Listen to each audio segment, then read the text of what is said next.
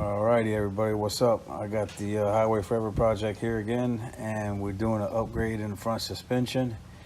And you just come up with better parts. So here we are reviewing these control arms that are on my truck. I installed them yesterday. They're made by a company called Stryker. They're like an off-road truck part company. Been around for a minute, good people. I called them up and I told them that I don't have a lift per se. Have a 1.5 inch leveler, and they said no problem, they'll special make the length for me, and which they did, and they did it within a week, and I got the control arm. So I installed them yesterday.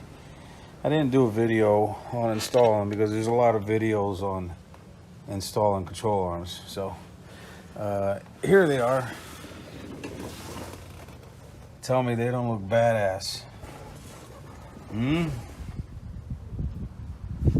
They look like ladder bars, don't they? Really cool, of course, very sturdy. I can feel the sturdiness in driving the truck.